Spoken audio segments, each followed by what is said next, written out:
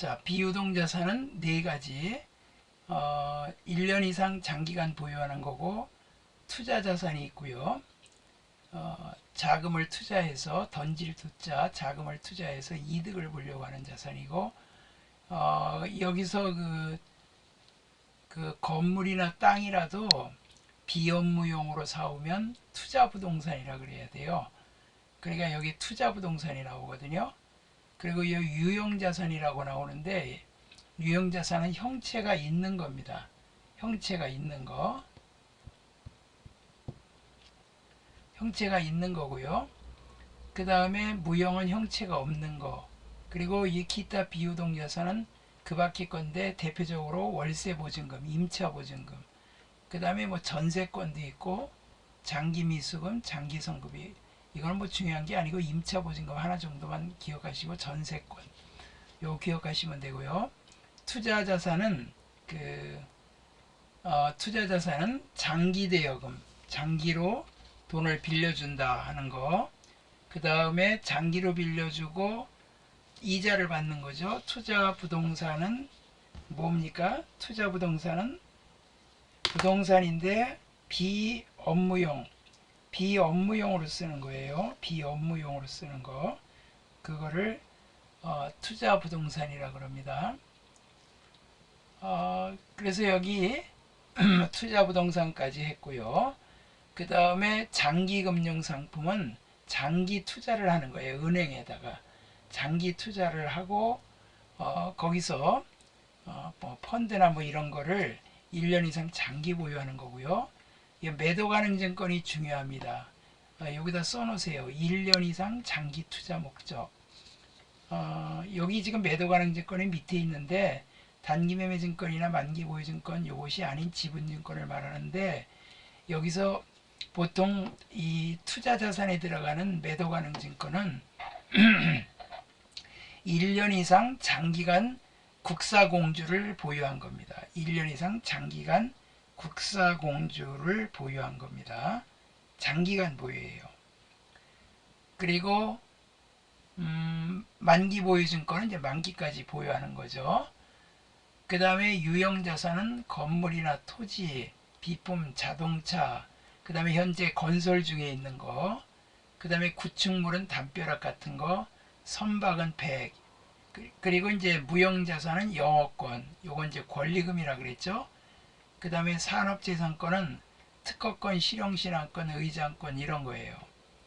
그 다음에 광어권은 탄광, 캐낼 수 있는 거, 어권은 고기 잡을 수 있는 거, 차지권이 이 지자가 땅 지자예요. 땅을 빌려 쓰는 거. 땅을 빌려 쓰는 게 아니고 땅에 대한 권리를 가지고 있는 거예요. 여기 지금 무형자산이죠. 개발비, 신제품을 이제 개발하기 위해서 성공 가능성이 있는 것들. 그 다음에 기타 비유동은 뭐 임차보증금, 전세권만 하시면 되고, 투자자산은 일반적으로 사업 목적이 아닌 타회사의 지배, 통제 혹은 유효자금을 활용할 목적으로 금융상품에 투자한 것을 말한다 그랬어요. 자, 요거는 지금 여기에 제일 중요한 게 투자부동산, 요거는 다 아시죠? 장기대여금은 매도 가능 증권, 요 두 가지를 시험에 두 가지가 잘 나와요. 투자 목적, 비업무용, 토지 건물. 그러니까 이 투자부동산은 순전히 비업무용이에요. 투자 목적. 그 다음에 매도 가능 증권은 1년 이상 장기 투자 목적이고요. 유형자산은 판매를 목적으로 하지 않고 장기적 1년 이상으로 사용이 가는 구체적인 형태가 있는 거. 회계상 유형자산을 분류하기 위해서는 다음의 조건을 충족해야 한다. 유형은 형체가 있어유 그러는 거죠. 충청도 사투리 있어유 그러는 거. 있을 유자. 물리적 실체를 가져야 한다. 물리적으로 실체를 가지고 있어야, 눈에 보여야 돼요. 영업활동에 사용할 목적으로 취득한 거다.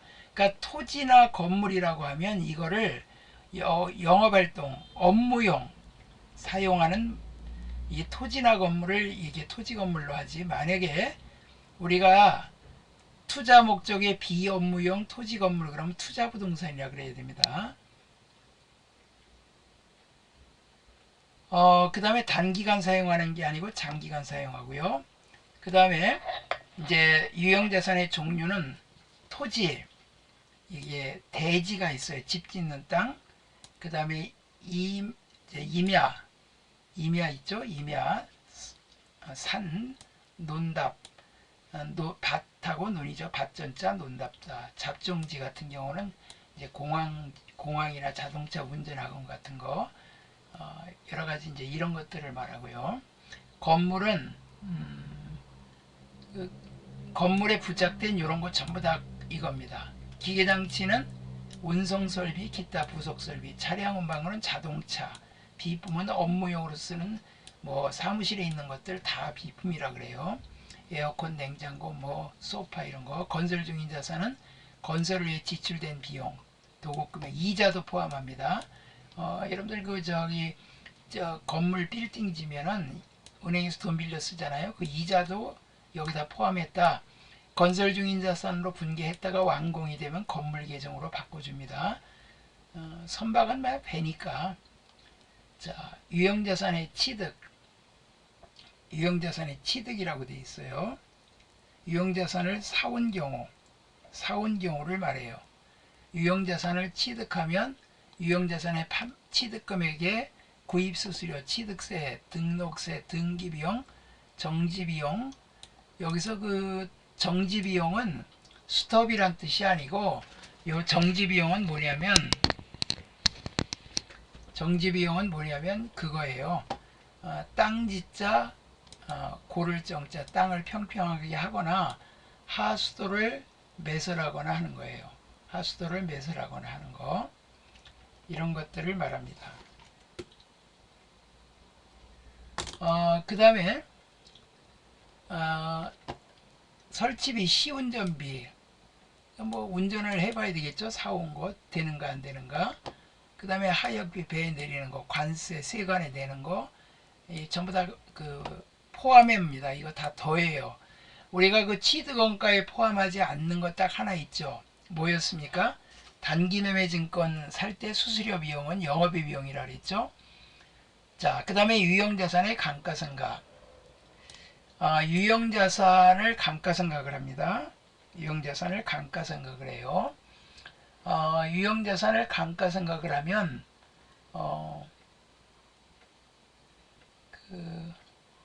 가만히 있어보자. 유형자산을 감가상각을 하게 되면 가치가 줄어드는 거거든요. 가치가 줄어드는 거고, 그 가치가 줄어드는 만큼 어떻게 됩니까? 가치가 줄어드는 만큼 이거를 저기로 하죠. 가치가 줄어드니까 감가상각비라 그래요. 이거는 그 토지와 건설 중인 자산은, 토지, 땅하고 현재 집 짓고 있는 거는 가치가 줄질 않아요. 토지는 여기서 이제 감가상각은 이제 망가지는 걸 말하는 거예요. 꼬물이 되는 거. 근데 토지가 꼬물이 될 수가 없죠. 그 다음에 그 건설 중인 자산도 꼬물이 될 수 없어요. 현재 완공도 안 됐는데 뭐. 이제 이런 거 주면 차변에 건설 중인 자산, 대변에 보통예금 이렇게 했다가 완공이 되면 차변에 건물, 대변에 건설 중인 자산 이렇게 합니다. 시일의 경과에 따라, 또 사용이나 시일의 경과에 따라 가치가 감소되는데 이걸 감가라고 하고, 결산 때 감가상각을 계상하여 장부가액을 감소시키는 절차를 감가상각이란다. 유형자산의 감가상각은 보통 간접법으로 해요. 여기 차변의 감가상각비, 뭐 건물 감가상각 2개, 비품 감가상각 2개, 이게 코드가 달라요. 계정은 똑같이 감가상각 2개인데 비품은 비품 다음 코드, 건물은 건물 다음 코드 그래요. 직접법은 감가상각비, 건물, 비품 이렇게 분개가 되고요. 자, 그 다음에 감가상각의 3요소가 있어요. 감가상각의 3요소. 3요소는 뭐냐면 취득원가, 취득할 때 들어가는 비용, 재비용 포함하죠. 내용연수가 요 내자가 견딜내자입니다. 그 다음에 사용하는 동안에 몇 년 동안 수명이 있냐. 이 수명이에요. 잔존가치는 나중에 다 쓰고 난 다음에 팔아서 받을 수 있는 돈. 잔존가치는 보통 제로로 합니다. 제로로 보여. 근데 이제 뭐 정률법이라고 있는데 그 감가상각률을 구하기 위해서 보통 5% 정도 잡습니다. 여러분들 자동차도 오래 타면 어떻게 됩니까? 폐차시키죠. 폐차가로 조금 받기는 하는데 사실은 잔존가치 없는 거로 하고, 취득원가는 여기 구입 재비용까지 포함하고, 내역연수는 뭐 지금 사용할 수 있으리라고 추정되는 기간, 요게요 기업이 알아서 정합니다. 이제 기업이 알아서 정하는데 그 세법에 이 연수가 기업이 정하지 않은 경우에는 세법이 정한 기간으로 해요. 특히 그 자동차 차량 운반구는 5년 상각하도록 돼 있어요. 그 다음에 이건 내역연수가 경과한 후의 원가, 감가상각비 계산 방법, 이게 제일 중요하거든요. 이게 이제 그 취득원가를 내역연수로 나눠 1년분의 감가상각비 한다. 취득원가에서 잔존가치를 뺀 게 진짜 가치가 줄어드는 거니까 요거 빼가지고 내역연수로 나누는 거예요. 빼가지고 내역연수로 나눈다. 그러면 이게 1년분 감가상각이 되겠죠. 취득원가에서 잔존가치 빼가지고 나누기 내역연수 수명이에요. 그러면 요거는 똑같아요. 금액이 똑같아 가지고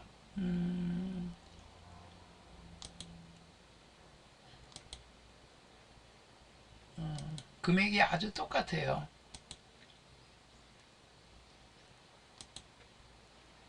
여기에 그 이렇게 1년분 감가상각 갖고 하면 똑같이 나오고, 근데 자동차 같은 경우 잔존가치 없는 걸로 보고 5년 나눠서 그 운행기록부를 적어야 돼요. 자동차는. 그리고 자동차 전용 업무용 자동차 그 보험에 가입이 돼야 돼요. 그래야 비용으로 인정을 받아요. 보통 이제 800만 원 정도로 지금 이렇게 하고 있고요. 정률법은 유형자산의 미상각잔액의 상각률을 곱하여 감가상각비 계산한 거다. 율반 정해져 있고 초기에는 감가상각비를 많이 합니다. 초기에는 감가상각을 엄청 많이 해요. 초기에는 감가상각을 많이 합니다. 감가상각을 많이 하고요. 그 다음에 점차 줄어듭니다. 미상각잔액이라는 거는 취득원가에서 감가상각 2개를 뺀 겁니다. 그래서 이걸 장부가액이라 그래요. 여기 써놨죠. 취득원가 감가상각 2개에다가 이렇게 밑줄 그으세요. 밑줄 그으시고 이게 장부가액이다. 그 다음에 곱하기 정률. 이 정률은요, 이게 그 문제에 주어집니다. 이거는 우리가 못 구해요. 구하면 루트를 풀어야 돼요. 루트를 어떻게 푸냐면 1 루트 내역연수분의 잔존가치. 잔존가치를 5%로 잡는 이유가 내역연수분의 잔존가치인데 잔존가치가 제로라고 하면 루트가 안 풀려요. 그래서 이걸 구하기 위해서 해요. 보통 이거 내역연수가 5년이면요. 5년이면 45%를 합니다. 처음에 45%를 해요. 그래가지고 제가 이걸 한번 보여드릴게요.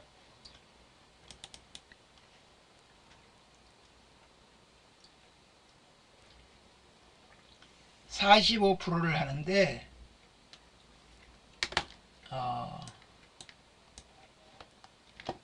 자 보세요. 1차 년도, 그러니까 이제 2023점 12월 31일 날 이게 이제 1000만원짜리 사왔다고 합시다. 그러면 1000만원 곱하기 0.45를 해요. 그러면 이제 요게 450만원 나오거든요. 이게 세 자리마다 콤마를 찍어야 돼요. 안 찍으면 헷갈려서 못 봐요, 이거. 그래서 영어에서 1000 해서 이렇게 하죠. 그럼 이제 이렇게 하고 그 다음 연도에 가서는 어떻게 하느냐, 그 다음 연도에 가서는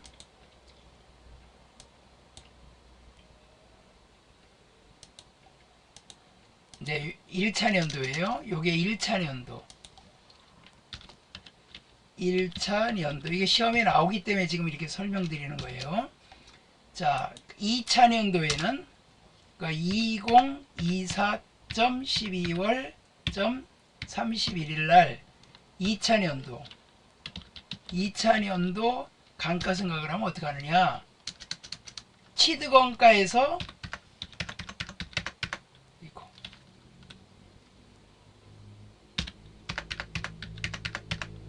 빼기 감가상각 한번 했잖아요. 450만원 요거를 빼줘요. 그래가지고 요거를 빼줘가지고 요 가로 안 치면 안되죠. 산수 배울 때 배우셨죠. 곱하기 또 0.45예요 그러면 요게 얼마 나오냐. 자, 여러분 계산기 준비하셔야 돼요. 요 계산기 요거 있죠. 요런 계산기 요 정도 크기 계산기를 준비하셔가지고 이게 550만원이거든요.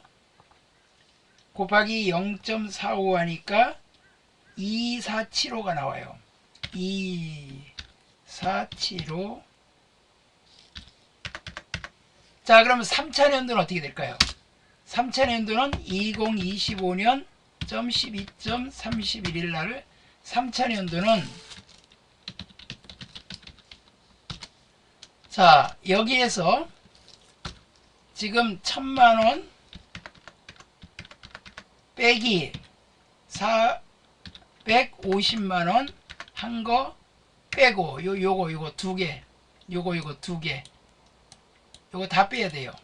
빼기 470 2475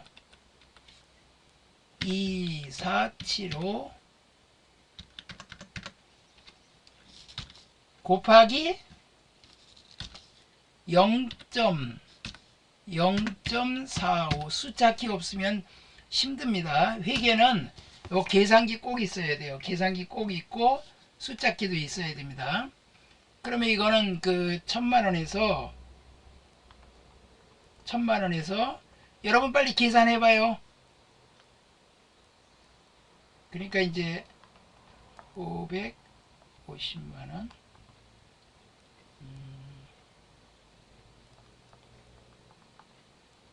이거 제가 시험 보는 거 아니죠?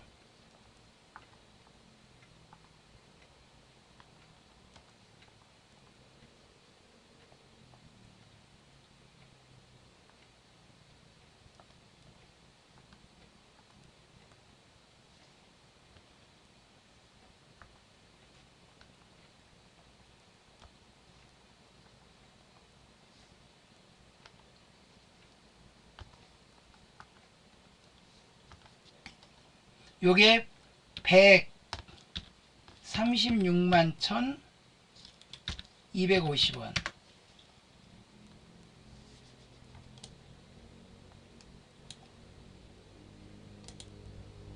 자, 3차 년도는 이렇게 돼서 금액이 어떻게 됩니까? 그래프로 따지면 이렇게 체감하죠. 이렇게 밑으로 내려가죠. 그래서 이걸 체감법이라 그래요. 이게 가장 현실적이에요. 왜 그러냐면 여러분들 자동차 사면은 그냥 하루만 지나고 팔아도 몇백이 빠져버려요. 그 자동차 1년 탔다. 회사에서 업무용으로 1년 썼다. 그러면 1년 썼다 그러면 어떻게 됩니까? 1년 썼다 그러면 자동차 값이 그냥 감가상각이 확 돼버려요. 그래서 이렇게 하는 게 요게 무슨 법이냐? 정률법이라 이 말입니다. 그래서 정률법은 취득원가에서 감가상각 누게 뺀 그거를 말한다. 다시 말하면 요 금액이 여기서 이렇게 뺀 거, 요 뺀 금액이 장부가액이에요. 그래서 그렇게 기억하시고 곱하기 정률은 상각률이에요. 자, 정액법과 정률법의 장단점이 있는데 정액법은 계산이 간단하고 매기 상각액이 균등해서 이해하기가 쉬워요. 근데 정률법은 초기에 감가상각을 많이 계산하므로 유형자산의 가액이 과대 표시되지 않는다. 그러니까 감가상각을 많이 하니까 기업은 세금을 적게 내고 기업이 유리하겠죠. 근데 비용 배분이 현실적이지를 못해요, 정액법은. 근데 정률법은 계산이 복잡해요. 이런 단점이 있어요. 그 다음에 정액법, 정률법 외에도 생산량비례법. 자, 여러분 책 어디 피시냐면은 여러분 책에 54쪽을 피세요. 54쪽. 54쪽. 자, 책에 54쪽을 피시면 여러분들 공부하실 때 책하고 프린트는 꼭 준비하세요. 저 다음 주 화요일 날 수업할 때는 부가가치세 프린트를 꼭 해오세요. 원가얘기까지 아예 미리 다 해놓으세요. 아예 원가얘기까지 미리 다 해놓으세요.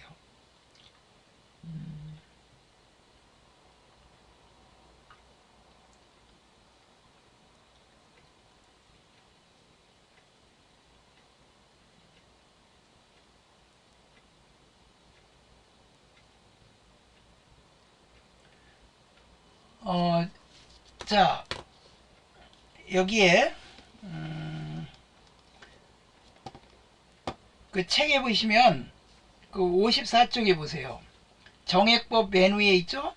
취득원가 빼기 잔존가액 곱하기 내용연수분의 1 또는 나누기 내용연수. 그래서 취잔내, 앞자만 따면 취잔내 이렇게 되고요. 정률법은 감가상각비는 미상각자니 취득원가 빼기 감가상각 두 개는 정률인데, 정률은 1 마이너스 내용연수 루트 취득원가분의 잔존가치, 이런 식으로 하기 때문에 잔존가치를 5% 정도로 잡아요, 정률을 구하기 위해서. 그 다음에 연수학계법은 정률법 이중체감법과 함께 초기에 감가상각 많이 하는 건데 취득원가에서 잔존가치를 빼는 거예요. 책이 54쪽입니다. 내용연수 학계분의 연수의 역수예요. 여러분 만약에 3년이다 아니면 5년이다 그러면 어떻게 될까요? 5년이다 그러면 5. 자, 5년이라 그러면 그 여러분들 그 5라 그러면요, 1 플러스 5까지 1 더하기 2 더하기 3 더하기 4 더하기 5 더하기 그러면 15가 나와요. 그러면 15분의 처음에는 5를 하는 거예요. 내용연수 5년이면 그 내용연수 학계분의 연수의 역순으로 하는 거예요. 근데 이거 안 써요, 연수학계법은. 그리고 생산량비례법은 요거는 씁니다. 이거는 그 탐광, 채굴량에 비해서 감가상각하는 거예요. 산림, 유전, 광산 이런 거. 다음 페이지에요. 55쪽 맨 꼭대기. 취득원가의 잔존가치 빼갖고 예상 총 생산량 분의 단기 생산량 이런 게 있고, 이중체감법은 요거는 2배로 상각을 한다 이 말이에요. 그 다음에 이제 자, 이제 여기 프린트를 보세요. 유형자산의 급격한 하락, 진부화 시에는 손상차손, 이거 지난 시간에 얘기했죠? 구식화 되는 거예요. 구식화. 구식이 되는 겁니다. 구식이 돼버리면 이거 어떻게 됩니까? 못 쓰게 되죠? 못 팔죠? 그럼 유형자산 손상차손. 자산도 이거는 파는 게 아니고 그냥 가치가 너무 줄어버렸어. 그럼 손상차손으로 해서 장부가액을 줄여놔야 돼요. 재고자산도 손상차손이 있어요. 그 다음에 원가모형, 재평가모형. 그러니까 취득원가로 장부를 기재할 거냐, 재평가된 현재 시가로 기재될 거냐, 이거로 하는 거는 회계 정책의 변경이라고, 이건 세무 2급에 나오는데, 우리가 재평가된 거로 재무상태표에 표시하자 하는 게 회계 정책의 변경이고, 또는 원가로 그냥 표시하자, 여기서 이거로 바꾸면 원가 모형에서 재평가 모형으로 바꾸는 거를 정책의 변경 그래요. 자, 그 다음에 취득고 지출. 이 취득고 지출이 뭐냐면, 취득고 사용도 중 수선이나 증축하는 경우에 회계 처리를 말하며 수선 결과를 생각해보자 이렇게 나와 있어요.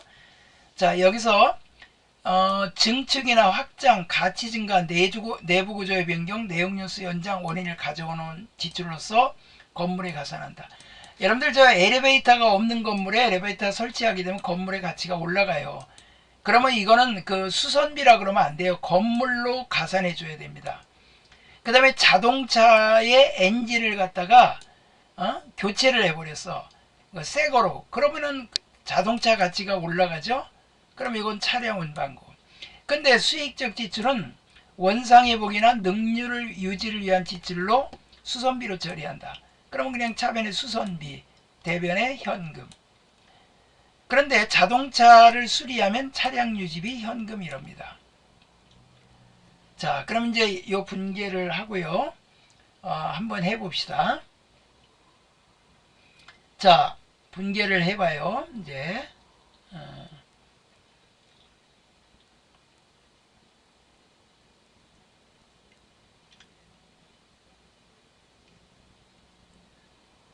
공장 신축을 위한 차입금의 이자 비용을 현금으로 지급하다. 이자 비용은 자본적 지출로 처리하라. 그러면 이자도 그 빌딩 질 때, 아파트 질 때 보면 다 은행 대출 받아 갖고 해요. 그래 이건 건설 중인 자산. 현재 짓고 있는 거. 현재 짓고 있으면, 공사 중에 있으면 건설 중인 자산. 완공이 됐다 그러면 건물로 분기하죠. 그 다음에 그 건물이 완공되어 건설대금 잔액을 보통예금 계좌에서 이자에 지급하다. 그러면 이제 건물이 들어오고 이 잔금이 10,000원이고 잔액이 건설 중인 자산은 5,000원이었으면 이 건설 중인 자산 5,000원 없어지고 나머지 보통예금 이렇게 잔금 10,000원은 보통예금으로 줬으니까 이거 지금 연결된 문제는 아니에요. 그 다음에 3번도 1번하고 똑같아요. 이게 여기 소유된 자금을 은행에서 차입하고 차입금에 대한 이자를 현금으로 했다. 이 차입금에 대한 자본화 대상 요건을 충족하였다. 건설 중에 있다. 이거 건설 중인 자산, 이 이자도 포함시킵니다. 그 다음에 자, 이 4번 별표 하세요. 4번 별표. 4번 별표. 4번 별표예요. 자, 영업용 승용차를 갖다가 여러분들 자동차 등록할 때 한번 해보셨죠? 자동차 등록할 때 취득세 이제 등록세를 이제 내잖아요. 그러면 이제 등록세를 낼 때 거기서 공채 사라 그래요. 공채. 그러니까 여러분들 공채 산 적 있죠? 그러니까 공채를 사면 그 공채 살 때 그 사라는 대로 다 사야 돼요. 여기 승용차를 10만 원에 매입하면서 장기 보유 목적 이 공정가액 5,000원의 공채를 7,000원에 매입했어요. 액면가액은 필요 없고 우리가 공정가액으로 해야 돼요. 이거는 장기 보유 목적 동그라미 치세요. 이거는 매도 가능 증권입니다. 장기 보유 목적은 매도 가능 증권. 만기까지 보유하면 만기 보유 증권. 장기 투자는 1년 이상 장기간 보관하고 있다 팔려고 하면 매도 가능 증권. 근데 시가가 현재 5,000원 밖에 안 하는데 거기서 7,000원에 사래요.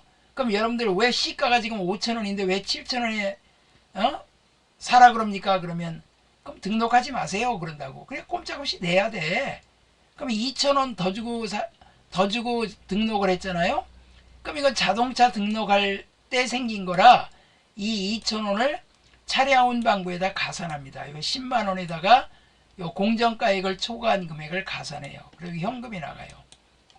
그 다음에 5번 토지와 건물을 모두 일괄적으로 1,500만 원이 취득하고 보통예금에서 지급하다. 토지의 공정가치는 2,000이고 건물의 공정가치 시가는 1,000만 원이다. 그러면 보통 우리가 토지하고 건물을 한꺼번에 사죠. 토지하고 건물을 한꺼번에 사요. 그러면 이게 1,500만 원을 어떻게 나눠주냐면 요거 시가대로 나눠줘요. 토지하고 건물. 그럼 요거 합치면 3,000이죠. 3,000만 원 분의 2,000만 원 곱하기 1,500 하니까 토지가 1,000만 원 나와요. 1,500만 원 곱하기 요거 3,000이죠. 합치면 3,000만 원 분의 건물 1,000만 원 하면 500만 원 나와요. 이렇게 보통예금. 그러니까 토지와 건물로 시가에 비례해서 나눠줍니다. 그 다음에 새로운 공장을 신축하기 위해 건물이 있는 토지를 2,000원에 취득하고 철거 비용을 모두 예금 계좌에서 이체하여 지급하다. 여러분, 여러분들이 거기에 사시는데 혹시 그 농가주택 같은 거 있잖아요. 거기에 만약에 여러분들이 전원주택을 지고 싶다. 아니면 회사가 거기 들어와서 우리는 이제 회사 입장이니까 회사가 이제 공장을 짓기 위해서 그 건물이 있는 토지를 샀는데 그 건물이 있으면 땅값이 줄어요. 그래서 건물을 그냥 철거해 버렸어. 그냥 싹 철거해 버리면 이제 남는 거는 뭐밖에 없어요. 토지밖에 없죠. 근데 철거 비용이 들어갔어. 그러면 토지가 2,000원에 샀지만 철거 비용 100원 들어갔으면 토지 원가에 가산하는 거. 요거 별표예요. 6번. 이거 시험에 잘 나와요. 자, 그 다음에 요거는 조금 이따 하고요. 공정가액 토지 1,500, 장부가액 7,000원을 출자받고 액면의 주식을 발행하여 교부하다. 주식을 발행하면요, 자본금이에요. 무조건 액면 금액. 일주 액면 곱하기 발행 주식 수가 자본금이에요. 그럼 1,000만원인데 토지가 지금 1,500만원이에요. 공정가액 시가가 15,000원인데 1,500만원이 아니고 이제 15,000원인데 그 사람이 사올 땐 7,000원. 이거 필요 없어요. 7,000원은. 현 시세가 15,000원이니까 토지는 15,000원. 공정가액으로 분기합니다. 기증을 받아도 공정가액. 이렇게 투자를 받아도 공정가액 이렇게 돼요. 대주주로부터 건물 장부가액 공정가액 10,000원을 기증받다. 그러면 이것도 여기 공정가액으로 건물 10,000원, 자산 수증이익 10,000원 그래요. 자, 요거 이제 두 개만 해봅시다. 요거 잘 보세요. 이거 두 개만. 자, 보유하고 있는 기계장치 취득원가 감가상각 누계 300. 자, 여기서 이 기계를 다른 기업의 기계장치와 교환했어요. 추가로 100원을 현금으로 지급하다. 여러분들 가지고 있는 기계를 딴 사람한테 넘겨주고 그 사람이 가지고 있는 기계를 가져왔어요. 그럼 같은 동종자산이거든요. 그러면 우리가 가지고 있던 기계장치 취득원가가 대변에 나가요. 왜냐하면 줬으니까. 그리고 감가상각 누계는 요거의 반대 계정이에요. 여기서 차감하는 거라 반대쪽에 감가상각 누계 여기 우리 분기할 때 이렇게 했죠. 감가상각비 감가상각 누계 이 잔액 있는 걸 없애줘야 돼요. 그래서 감가상각 누계 300. 그러면 요게 지금 빼니까 이게 700원짜리 기계예요. 다른 회사의 뭐 저기 기계값이 얼마다 뭐 이런 거 동종 기계와 교환하다. 추가로 100원을 현금으로 지급하다. 자, 그러면 다른 사람의 그 기계장치 시가나 뭐 그 장부가액은 필요 없고 내 거 1,000원에서 감가상각 두개 300원 빼면 700원인데 추가로 100원을 더 줬기 때문에 기계장치 800원, 현금 800원이에요. 여기는 처분 손실이 안 생겨요. 처분 이익도. 근데 이종자산끼리 교환 시에는 제공한 자산의 공정가치. 요거 밑줄을 그세요. 요게 이론 시험에 나왔어요. 이종자산의 교환 시에는 제공한 자산의 공정가치를 취득원가로 한다. 자, 그리고 여기 동종자산은 제공한 자산의 장부가액을 취득원가로 분기한다. 동종자산은 내 제공한 자산의 장부가액은 1,000원이 기계장치인데 300원이 줄었으니까 장부가액은 700원이에요. 여기다 써놓으세요. 장부가액 700원. 요거 이렇게 묶어가지고 장부가액 700원. 100원 더 줬기 때문에 이렇게 되는 거고, 여기는 제공한 자산의 공정가치예요. 지금 내가 제공한 거는 900원이에요. 여기서 지금 이거 1,000원에서 300원 빼면 700원인데 시가는 오히려 더 비싸. 그러면 이걸 취득원가래요. 똑같이 위하고 똑같이 기계장치 나가고 감가상각 두개 300원은 똑같은데 내가 공정가치 내가 가지고 있는 기계를 현재 시중에다가 다른 데다 팔면 900원 받아요. 그럼 900원을 해주고 900원이 이제 차량 운반고 들어온 걸로 하는데 100원을 추가로 더 줬기 때문에 1,000원이 되는 거예요. 그래서 현금 100원. 그러다 보니까 차대변이 안 맞아. 처분 이익이 생긴 거예요.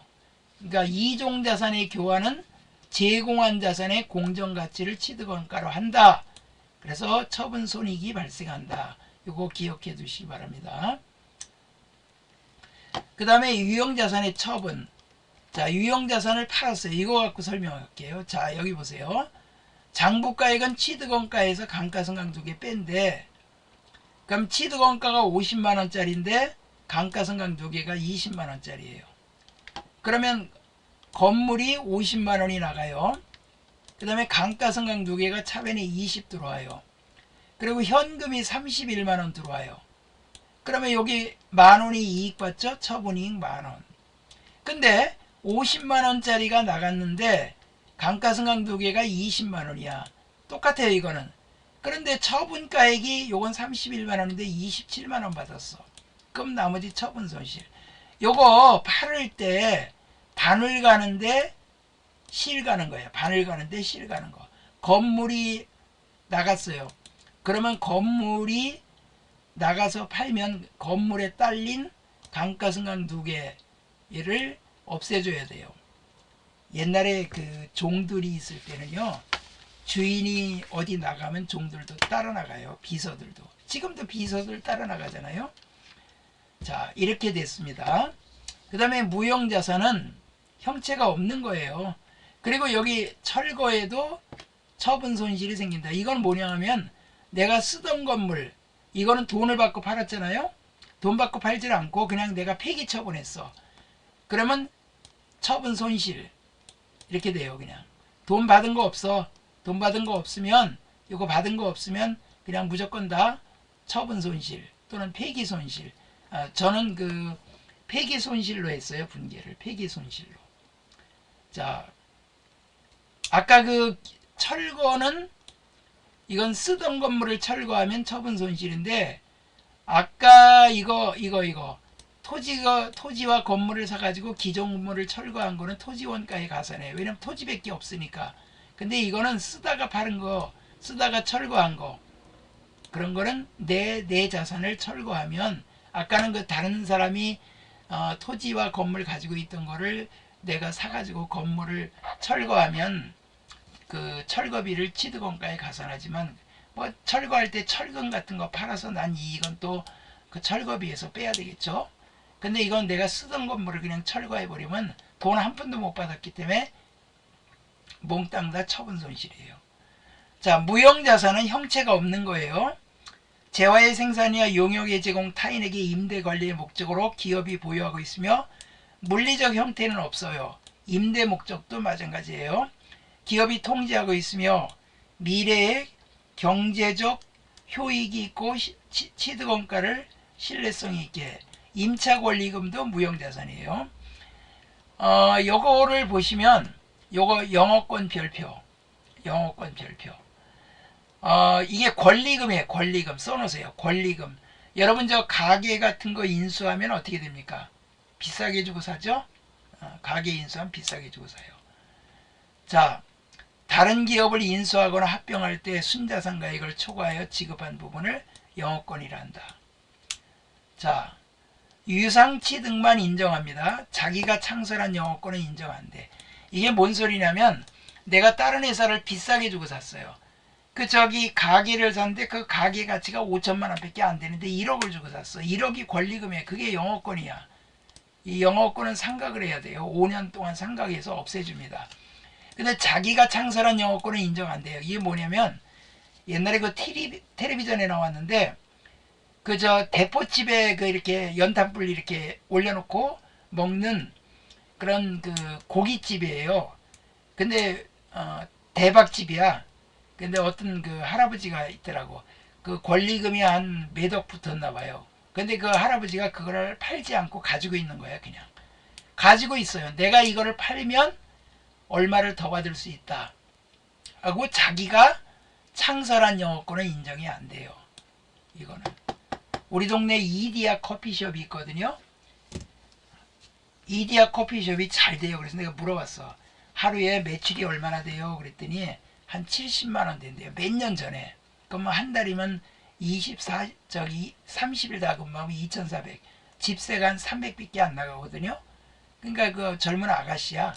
외자 차를 타고 다니는데 요새는요 커피숍이 너무 많아갖고 문 닫는 데가 많대요. 그냥 남이 잘 된다 그러면 그때 하면 이미 늦은 거예요.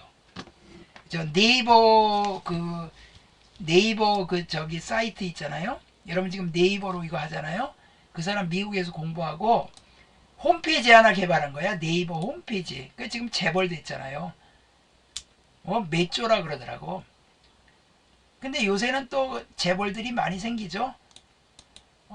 어떤 사람 얘기 들으니까 어떤 학원에서 그 스탠포드 학원, 예일 학원 그랬다가요. 그 소송이 들어왔대요. 왜 우리 상표 써먹느냐 그래가지고 그래서 학원 이름을 바꿨다는 얘기가 있더라고요. 그래서 이게 상표권이에요. 그 다음에 개발비는 신제품의 개발. 요거 헷갈리지 마세요. 자, 개발비 하면 자꾸 생각나는 게 강아지 발, 개발. 여러분들 강아지 키우는 사람 있어요? 개발비. 신제품을 개발하는 거예요. 이거는 여러분들 그 화이자하고 모더나가 효과가 그래도 있나 봐요. 그 화이자나 모더나 효과가 있는데 그 화이자나 모더나가 그거를 개발하기 위해서 프로젝트 팀을 형성해 갖고 성공을 했잖아요. 그러면 신제품, 다시 말하면 신백신을 개발하기 위해서 노력을 했는데 성공 가능성이 있어요. 효익이 기대되는, 앞으로 특허권을 낼 수 있는 그런 걸 개발비라고 그러는데, 이런 건 개발비라고 안 합니다. 여러분들 삼성이나 LG 같은 데 가시면요, 박사들이 막 수백 명, 수천 명 돼요. 그 사람들은 월급 주잖아요, 매달. 그거는 그냥 그 사람들 조금씩 앉아갖고, 현대자동차도 그냥 평상적으로 연구하는 그러는 거예요. 그거는 이 신제품 개발 그런 게 아니고, 그 사람들에게 주는 평상시 월급은 경상연구개발비라고 그래서 판매비와 일반관리비지 무형자산이 아니에요. 그 다음에 임차권리금은 토지와 건물을 임차해서 쓸 때 임차보증금 외에 더 주는 거예요. 그 다음에 광업권은 광물을 채굴할 수 있는 권리. 요게 생산량 비례법으로 감가상각을 한다. 아까 봤죠? 그 다음에 소프트웨어 라이선스, 저작권, 프랜차이즈. 자, 무형자산의 상각은 직접법으로 한다. 체계적으로 왜 비용으로 배분한다. 감가상각은 체계적인 방법에 의해서 그냥 나눠주는 거예요. 그 다음에 체계적이고 합리적인 방법을 정하지 않은 경우는 정액법으로 생각해요. 이 광업권만 그 생산량 비례법, 취득원가의 잔존가치 빼가지고 예정 생산량분의 실제 생산량 이렇게 합니다. 그 다음에 상각기간은 독점적 배타적인 권리를 부여하고 있는 관계 법령이나 계약에 정해진 경우를 제외하고는 20년을 초과할 수 없어요. 근데 보통 요새 그 약 있잖아요. 약 같은 거는요, 그 8년이라 그러더라고. 보통 10년이에요. 보통 약 같은 거는 10년. 10년 정도만 지나면 그 이제 복제약이 나오더라고요. 자, 요 분계 잘 알아두세요. 무형자산의 상각비, 요거는 무형자산 상각비, 특허권 이렇게 돼요. 근데 이 분계는 우리가 직접 안 합니다. 프로그램이 자동으로 해줘요. 여러분들 기대되시죠? 야, 우리 프로그램이 어떻게 할까? 좀 기대 안 돼요? 이 프로그램 이제 다음 주에 프로그램 할 겁니다. 다음 주에 부가가치세 나가고 그 다음에 프린트 할 거예요. 실기할 거예요. 그 다음에 기타 비유동자산. 기타 비유동자산은 뭐 전세권, 임차보증금, 부도원과 수표, 전신전화가입권. 이거요, 요새 전신전화가입권은요, 그 특별 전화번호. 예를 들면 여러분들이 나 112로 112 내가 쓸게요. 119 내가 쓸게요. 그러면 줄까요? 안 줄까요? 안 줘요. 이 전신전화가입권은 특별한 경우에 한해서만 있지, 요새는 오히려 전화가입하면 오히려 돈 준다고. 요새는 옛날에 여러분들 백색전화라 그래가지고 청색전화, 백색전화 그래갖고 옛날에 집 한 채가 100만원, 200만원 할 때 전화기 한 대가 100만원, 200만원, 300만원 했어요. 70년대는. 자, 이제 문제 풀어봅시다. 유형자산에 대한 감가상각에 대한 설명이다. 기억 안에 들어갈 알맞는 단어는 무엇인가? 유형자산의 감가상각에는 정액법, 체감단위법, 연수학계법, 생산량 비례법이 있다. 무엇은 자산의 예상 조업도, 예정 생산량, 예상 생산량 근거에 상각하는 방법이다. 상각, 요거 지금 생산량 나왔으면 요거 4번이죠? 생산량 비례법.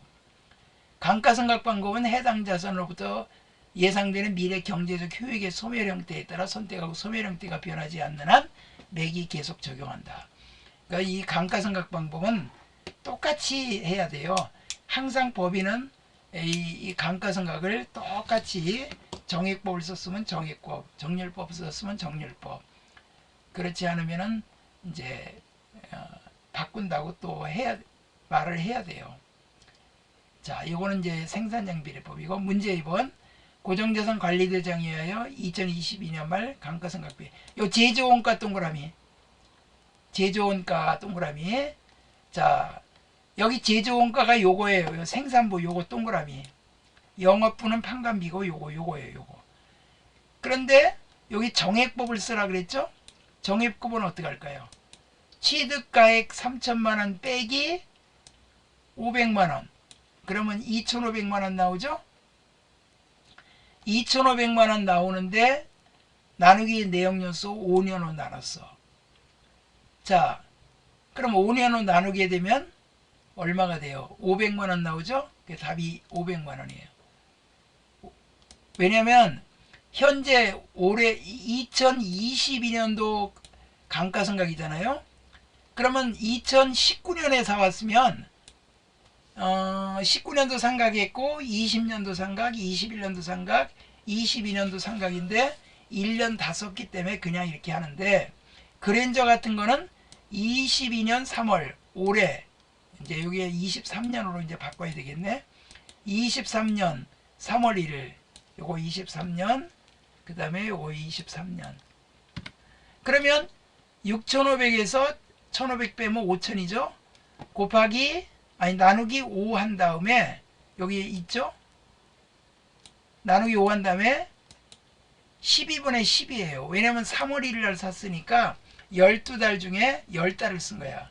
1, 2월 달은 안 쓰고. 그래서 월월 계산해서 요거 그랜저 영업부 거는 요거 3번이 답이지만 요 생산부 거는 1번이 답입니다. 다음 중 무형자산에 대한 설명으로 옳지 않은 것은, 무형자산은 영업상 목적으로 획득 보유하는 것으로 물리적 형태가 없다. 맞아요. 식별 가능성은 특정 무형자산을 다른 자산과 구분하여 별도로 인식할 수 있음. 별도로 구분이 가능하다 이 말이에요. 경제적 효익은 재화의 매출이나 용역 수익, 원가 절감, 자산에 따른 기타 효익의 형태로 발생한다. 맞고요. 무형자산을 최초로 인식할 때는 시가가 아니라 원가로 합니다. 원가. 4번이 틀렸어요.